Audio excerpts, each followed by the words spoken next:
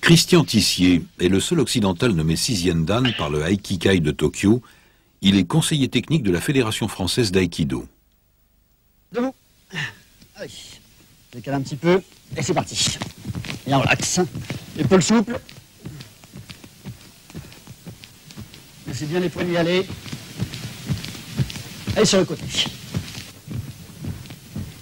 Laissez tomber les épaules, hein, sans force. Et c'est bon, les genoux. Et droite et gauche. Et changer. Du droit. Et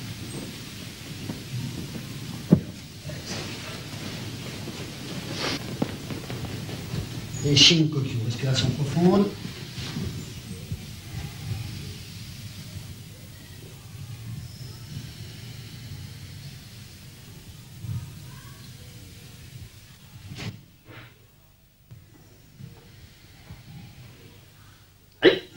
Bien, jambe gauche devant. On va commencer un petit peu par les déplacements. Et ça va. Ici un pivot.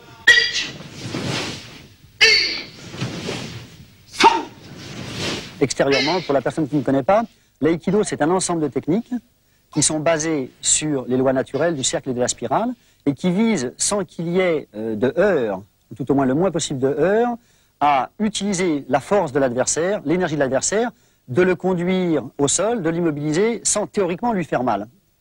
Bien ça, c'est l'aspect extérieur, c'est ce qu'on peut voir.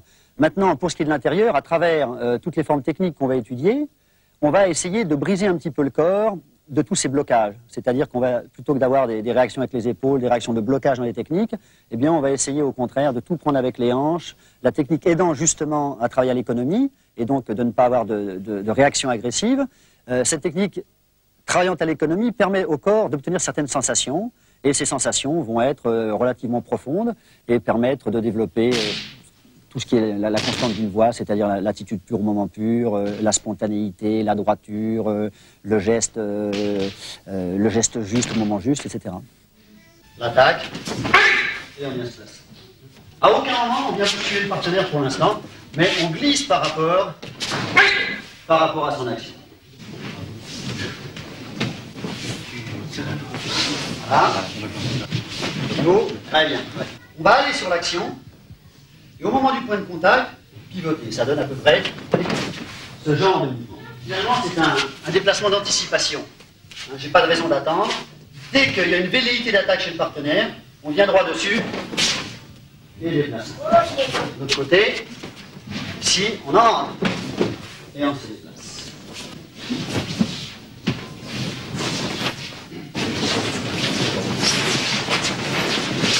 Pour ralenti, on aura ce genre de mouvement. C'est-à-dire déplacement extérieur avec la possibilité éventuellement vous-même de frapper. Cette main qui vient contrôler au niveau du poignet et descendre. Okay, un petit peu plus rapide, le mouvement de main est plus clair, la saisie et le mouvement. Ensuite, sans problème, on amène au sol. Là, c'est un petit peu mou ça. Il faut que vous arriviez à contrôler votre mouvement. Dans la réalité, s'il reste debout et que le poignet descend jusque-là, c'est parfait. Okay, mais bon, c'est pas quand même un mouvement qu'on doit faire du bout des doigts. Là, ici, bon, il est au courant. Dès qu'il sent qu'il a mal, immédiatement, il descend. Maintenant, pour mon déplacement extérieur, une fois que j'ai fait cette entrée, il faut que je sois clair. Hein? Ici, bien clair. On amène le partenaire au sol. Okay. Il n'y a pas de violence, mais le mouvement est clair. Voilà.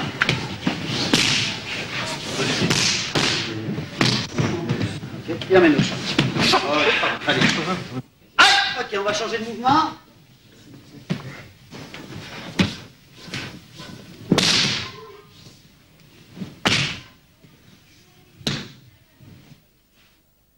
Oui, le mental et le physique sont importants au même titre, mais ce qui est intéressant dans l'art martial, c'est qu'on prend comme support le corps.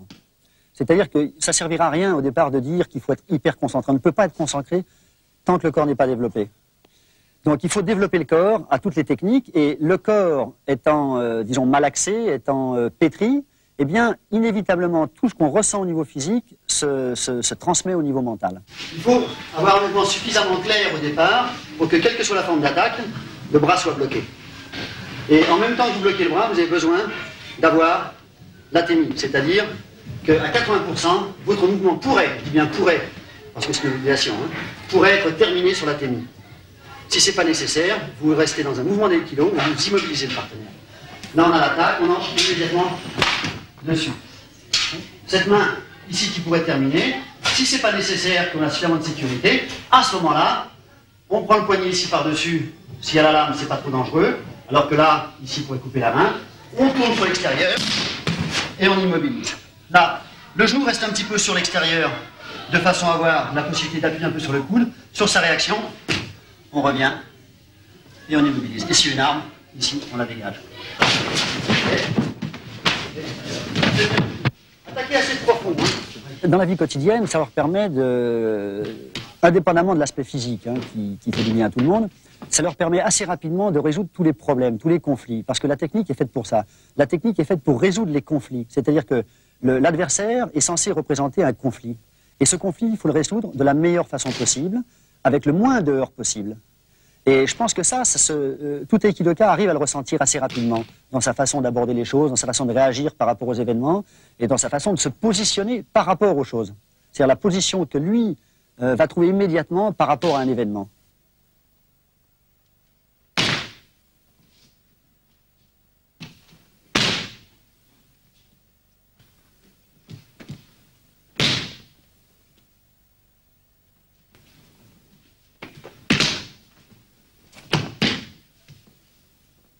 Donc là, on a une saisie, et plutôt que de prendre directement le poignet, on va entrer dans le mouvement du partenaire, simplement par ce mouvement. Le tranchant de la main, bien placé sur mes hanches, et ici on vient couper. Avant que la main, ici, aille sur l'extérieur, l'autre main intervient. On vient se placer, et mouvement qu'on appelle kote gaeshi.